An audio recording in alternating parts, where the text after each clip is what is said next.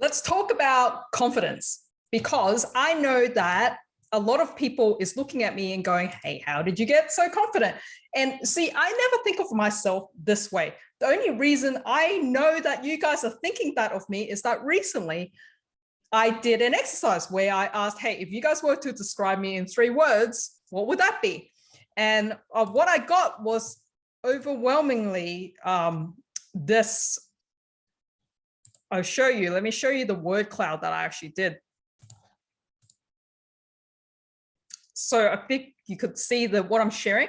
So when I asked people and I popped everything that people said, confident was the thing that actually come through, along with something that's similar to that, like, brave, fearless, strong, determined. So they're kind of around that theme, right?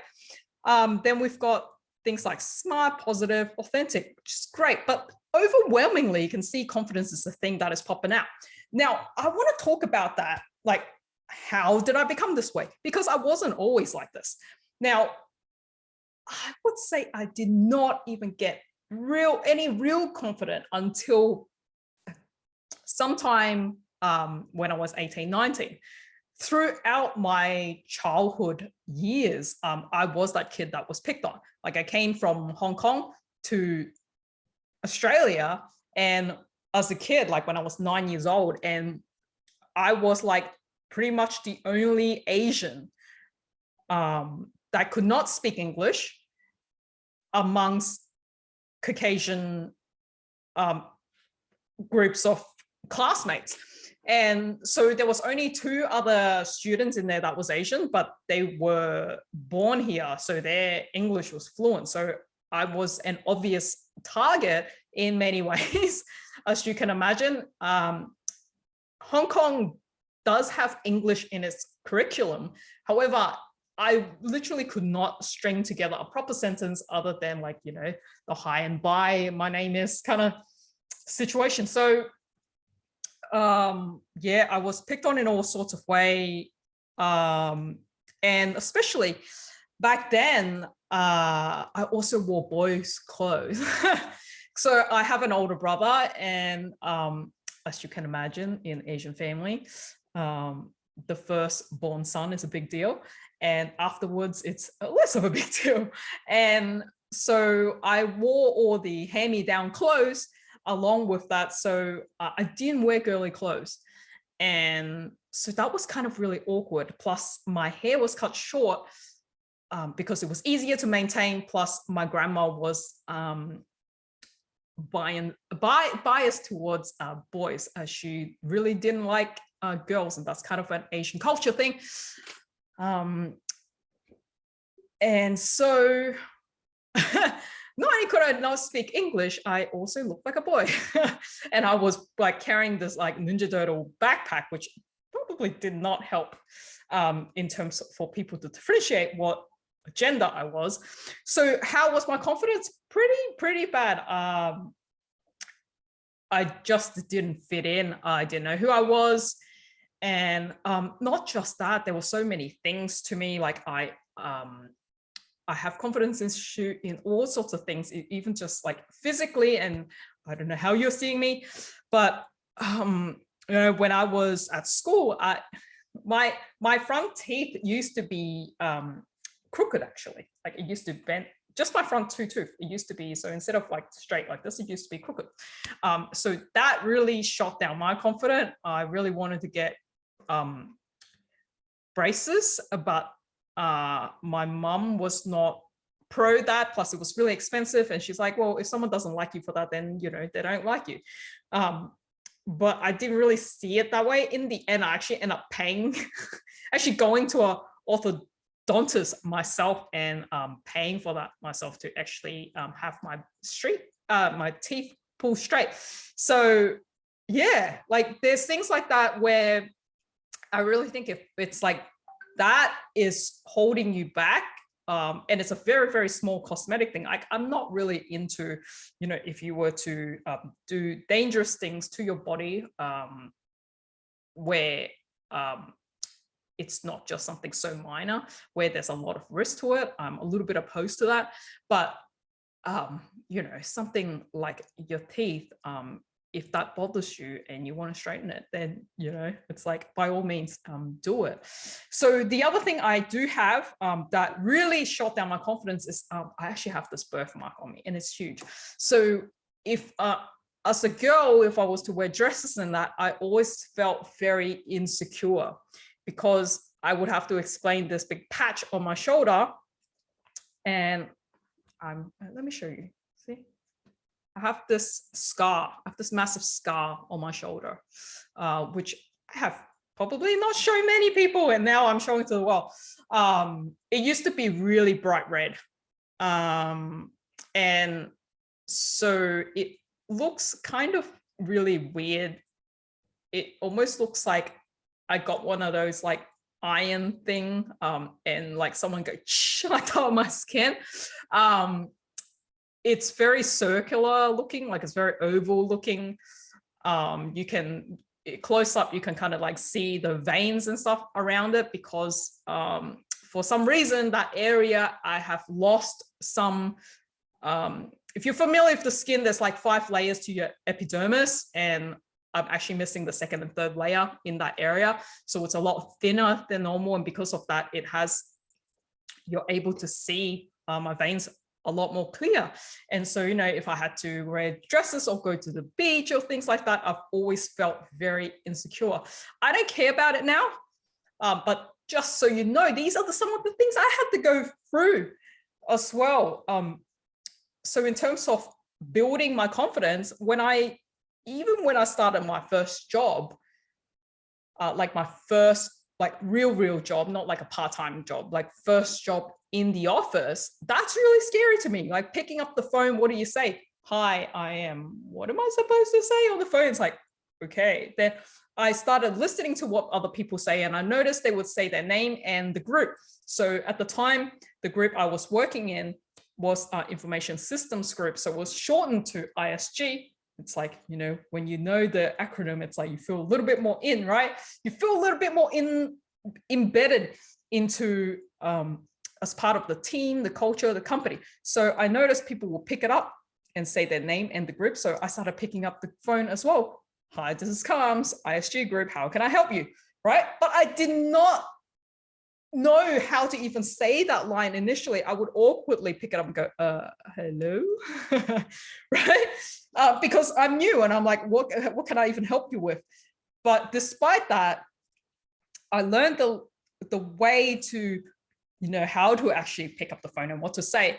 And even though I can't help, I would learn what can I say even if I can't help. And I would literally say something along the lines of, noted, I will get back to you, right? It's like, I don't have the answers right now, but I will find out. So it's just about, hey, if you can't answer it, that's cool. But what would you say for that situation so that you're not awkwardly stuck on the phone going, I don't know, I cannot help you and I don't know what to do. Sorry about that, boom, right? So that's what I would do. It's like, I imagine the situation I'm going to get stuck in, and what am I going to do in that situation to buy myself some time? And at the end of the day, I am about solution. I'm very result focused, solution driven. So do I want to help that person? Of course, I'm going to find out. Whilst I'm buying myself time, I'm actually going to ask people, hey, I'm having this problem. We're incurring that, or that person is incurring that problem. What can we do? And I will find out. And if I can't, I will just get back to that person and go, look, this is what I've done. I have gone to these people to try and find out for you, so that they appreciate the effort that you've done for them, even if you don't have it. And, you know, I will let them know where I'm up to. And if there's more I can do for them, I'll let them know. If I'm kind of, you know, this is the most I can do for them at this point in time, I'll let them know as well. It's like, this is where I am. And then so they know that, hey, I've tried, but I am actually hit a roadblock as well. And so I may recommend them to go to another point, but kind of like my assistance for them will end at this point if I can't help them anymore. But so it's about just being very transparent about what I can do for someone, whether I can help them, whether I can recommend them to somebody else.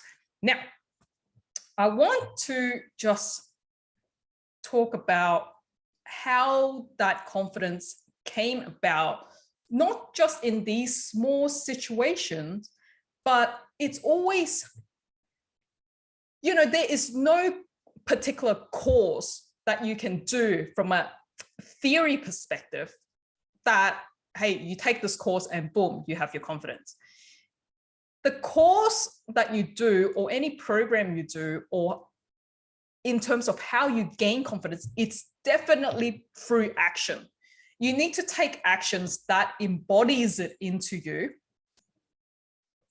because you need to actually experience something to gain the confidence. Most people don't want to do something unless they are confident to start, but that will never work. You need to just take the action, be willing to feel the fear, and you take the step anyway. Whether you fail or not, it doesn't matter. But the more time, the quicker you can fail, the better. Now, I don't even think of it as failure. I just think of it as a progressive step.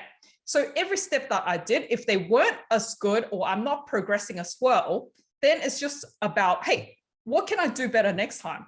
So it's about, hey, if I did fall, how can I pick myself up? But it's more around pivoting it. I don't think of it as, hey, I did this thing, I fully flunk. It would be like, let's just say I'm trying to do a webinar and I launch the event and one person show up, right?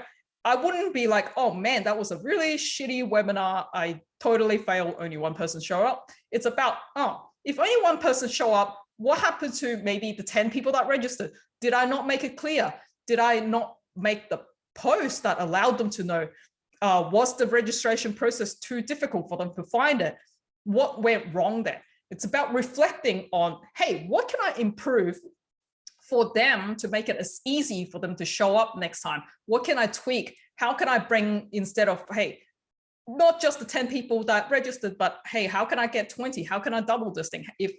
What's the size that I want? What can I do about this thing? So it's about thinking strategically, what can I do? And if I don't have the answer, that's okay. I can ask somebody else that does. And in this day and age, it is so easy to find somebody that has the result of something that you want.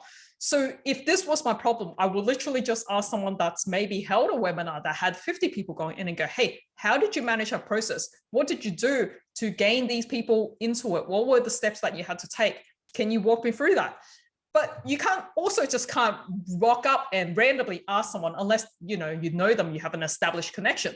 So if you didn't, then it's about, hey, you want to establish this new connection to find out this new piece of information. There is really only two ways. One, that you provide someone so much value up front so that they notice you and they want to appreciate you. So there's a reciprocation process that goes through, and it's humanly innate that we want to do that, to reciprocate to this take and give scenario, this thing that we have, right? Like if someone done something for you, you naturally want to do something back for them. It's just within us, like it's just deep in our heart. So what I would do if I wanted to connect with someone, it's like, what value can you provide that person whilst you're asking for advice or assistance? And do that thing. Ask them at the end of it, say, hey, I really thank you for your help, and how can I help you back? Right? And it might just be as small as, hey, they go, hey, just spread the word and subscribe to my channel or something like that. But you can definitely help someone with something. Each one of us can. The second way is to just buy into the thing. So if they have a program or something like that, you can buy into that thing so you can get closer to them. Now, some people would be thinking about, oh, but I don't want to spend this money. Like, why can't I just YouTube it and something like that? But think about the actual connection. When you buy into somebody that you believe in, they now is aware of your presence. And you are also going into a community of people of the community that that person hangs with. Now, that community might be something really big, so they're not like the actual very, very inner circle group of friends. But if you have the chance to actually be in an inner circle of or mastermind type thing, well, now you will really get their attention. because that means they see you as someone so close to them that they want to see you succeed too. So that will be my tips in terms of how to gain confidence. And I want you to have this in mind. I am fearless in the pursuit of my dreams. I'm fearless in the pursuit of my dreams. What is your dream? What is it? So many of us is just dreaming. It's like this, I wish I can have that. If only I can have that. How about we take that wishful thinking and actually turn that dream into reality? Turn the dream into reality. We only have one life. Take the steps. The confidence will come every time you take the steps. And I hope you're living your dream.